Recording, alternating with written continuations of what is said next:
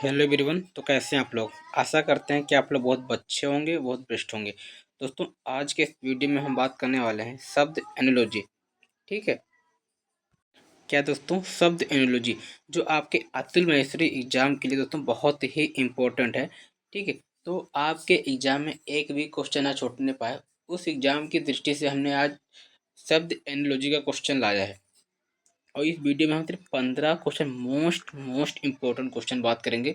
हमने ऑलरेडी पहला दूसरा वीडियो बना दिया है, ठीक है, और तीसरा वीडियो बना दिया। ये हमारा चौथा वीडियो है शब्द एनोलॉजी का। अगर आपने नहीं देखा हो तो एक बार प्ले लिस्ट एक बार जरूर चेक करिएगा।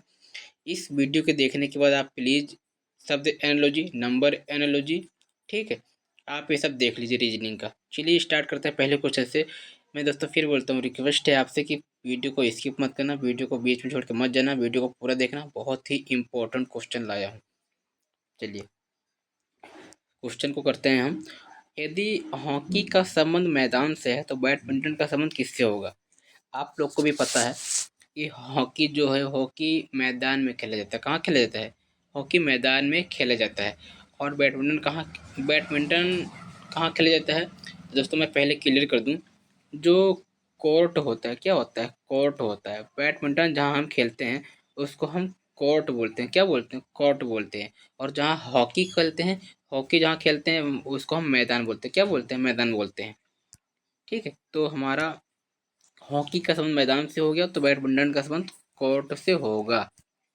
ठीक है, चलिए दूसरा कॉन्सेप्ट क्लियर कर देता हूँ मैं। हॉकी जो है भारत का राष्ट्रीय खेल है, ठीक है। और हॉकी में कितने खिलाड़ी होते हैं? तो हॉकी में 11 खिलाड़ी होते हैं। कितने खिलाड़ी होते हैं? 11 खिलाड़ी होते हैं। बैडमिंटन में कितने खिलाड़ी होते हैं? तो बैडमिंटन में एक या दो खिलाड़ी होंगे। एक आमने सामने, दोनों आमने सामने खेलेंगे तो एक एक या दो खिलाड़ी होंगे। ठीक है, बैडमिंटन में। अब आपको कमेंट करके बताना है कि आप फुटबॉल में कितने खिलाड़ी होते हैं, पोलो में कितने खिलाड़ी होते हैं, और टेबल टेनिस में कितने खिलाड़ी होते हैं। चलिए अब अगले क्वेश्चन की ओर बढ़ते हैं। हैंडबॉल का संबंध सात से है तो फील्ड हॉकी का संबंध किससे होगा? आप लोग को भी पता है कि हैंडबॉल में कितने कितने होते हैं। तो हैंडबॉल में कितने खिलाड़ी होते हैं? सात होते हैं। कितने खिलाड़ी होते हैं? सात होते हैं। तो फील्ड हॉकी में कितने खिलाड़ी होते हैं? फील्ड हॉकी में हमारे 11 खिलाड़ी होते हैं। कितने खिलाड़ी होते हैं? 11 खिलाड़ी होते हैं। हमारा ऑप्शन सी करेक्ट हो जाएगा, 11 खिलाड़ी होते हैं। दोस्तों मैं जो बता रहा हूँ वेरी वेरी इंपॉर्टेंट क्वेश्चन है, ठीक है, तो आप प्लीज लिख लीजिए और अच्छे से समझ लीजिए। कांच का संबंध अगर पारदर्शी से है तो लकड़ी का संबंध किससे होगा? दोस्तों अगर दोस्तों अगर मान लीजिए कांच है, क्या है? मान लीजिए कांच है, ठीक है, मान लीजिए कांच का गिलास है, तो इसको हम इसके हम आर पार देख सकते हैं। क्या देख सकते? इसके हम आर पार देख सकते हैं, तो हमारा पारदर्शी हो गया। और जिसके हम आर पार देखा जा सके उसको हम पारदर्शी बोलते हैं। ठीक है, पारदर्शी जिसके हम आर पार देख सकते हैं, पारदर्शी। तो कांच क्या होता है? कांच को हम पारदर्शी बोलते हैं, कांच को हम आर पार देख सकते हैं। उसी प्रकार जो लकड़ी होता है, क्या होता है? लकड़ी होता है। मान लीजिए ये लकड़ी है, क्या है?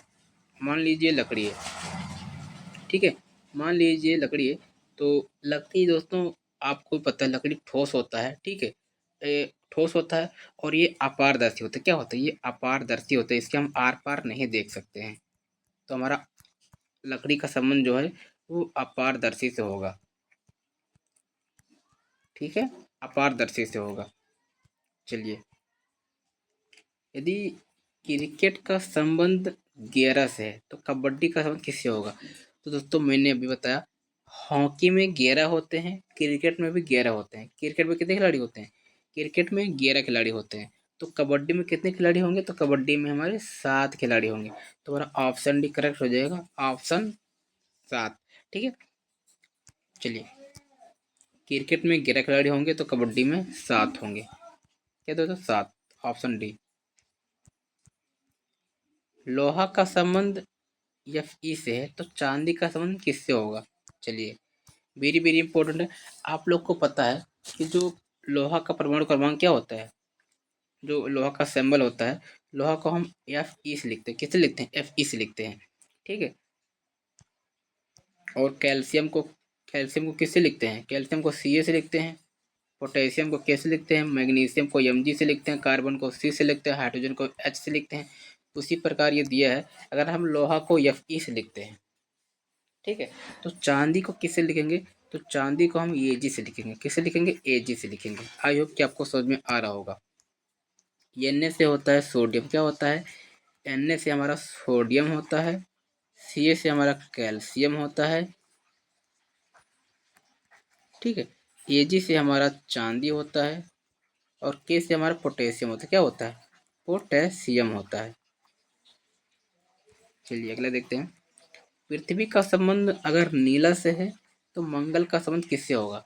चलिए, वेरी वेरी इंपॉर्टेंट क्वेश्चन है। आप लोग को भी पता है कि पृथ्वी पर दोस्तों 70% क्या पाया जाता है? 70% हमारा जल पाया जाता है। 70% क्या पाया जाता है? जल। और 70% जल पाने के कारण पृथ्वी क्या कैसे दिखाई देता है? तो पृथ्वी हमारा नीला दिखाई देता है। कैसा नीला दिखाई देता है? नीला दिखाई देता है। तो उसी प्रकार मंगल क्या होता है? मंगल ग्रह जो होता है, मंगल ग्रह लाल दिखाई देता है। कैसा दिखाई देता है? मंगल ग्रह लाल दिखाई देता है। जिस प्रकार पृथ्वी ग्रह नीला दिखाई देता है, उसी प्रकार मंगल ग्रह लाल दिखाई देता है, क्योंकि पृथ्वी पर 70% जल होता है और जल के कारण पृथ्वी नीला दिखाई देता है, मंगल लाल ग्रह दिखाई देता है। मंगल को हम लाल ग्रह भी बोलते हैं। ग्रह 8 प्रकार के होते हैं, ठीक है।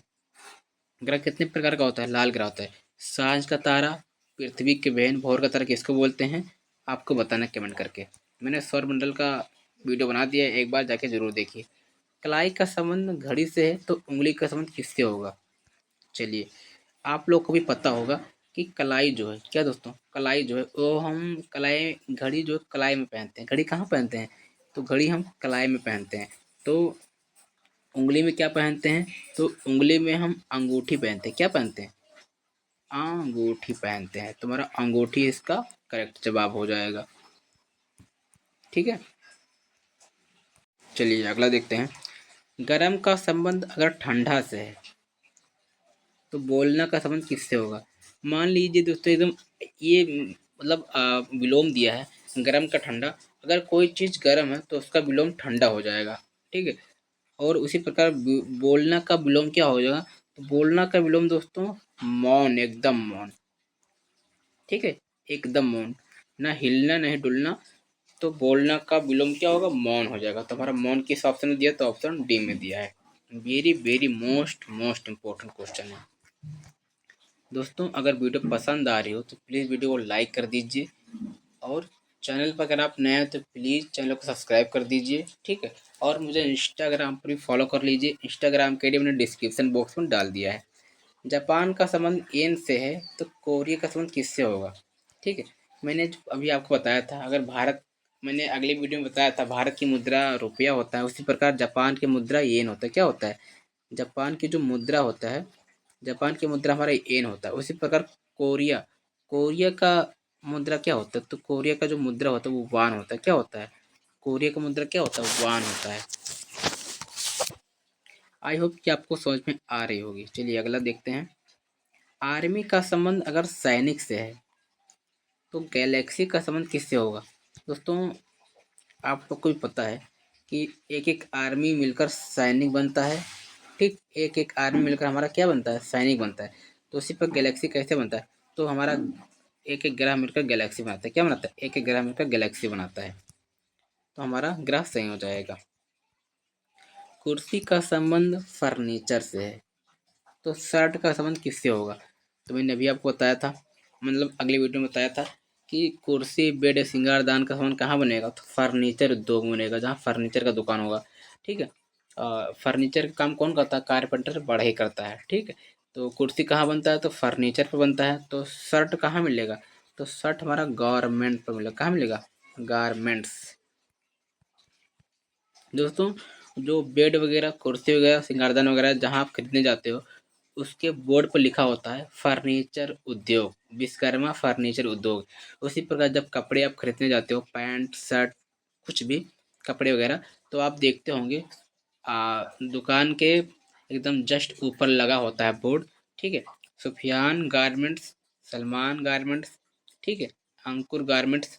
तो गारमेंट्स जो रिलेटेड है वो शर्ट से है, कपड़ा से है। चलिए अगला देखते हैं। जापान का संबंध टोक्यो से है तो चीन का संबंध किससे होगा? ठीक है। जिस प्रकार भारत की राजधानी नई दिल्ली है, उसी प्रकार इसको बताया गया है कि जापान की राजधानी अगर टोक्यो है, ठीक है, क्या है? राजधानी, जापान की अगर राजधानी टोक्यो टोक्यो से है तो चीन की राजधानी कहाँ है? चीन की राजधानी हमारी बीजिंग है। कहाँ है? बीजिंग है। तो हमारा ऑप्शन जो ये है बीजिंग, हमारा बीजिंग करेक्ट हो जाएगा। चलिए, ओडोमीटर का संबंध अगर गति से है, ठीक है, तो मीटर का संबंध किससे होगा? चलिए देखते हैं। ओडोमीटर से हम गति मापते हैं, तो मीटर से क्या मापते हैं? तो मीटर से हम करंट मापते हैं। क्या मापते हैं? मीटर से हम करंट मापते हैं। ऑप्शन सी हो जाएगा।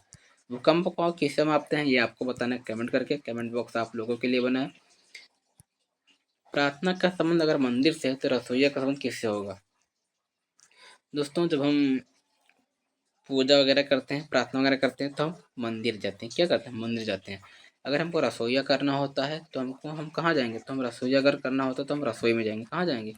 अगर कुछ बनाना होता है तो हम रसोई में जाएंगे। रसोईया से रसोई।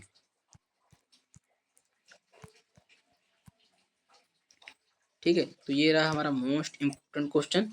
ठीक है, 15-20 क्वेश्चन थे, most very very important. Video पसंद आए तो फिर वीडियो को लाइक से सब्सक्राइब जरूर करिएगा और मुझे इंस्टाग्राम पर फॉलो कर लीजिएगा। इंस्टाग्राम के लिए डिस्क्रिप्शन बॉक्स में डाल दिए। चलिए दोस्तों, मिलते हैं नेक्स्ट वीडियो में। Thank you.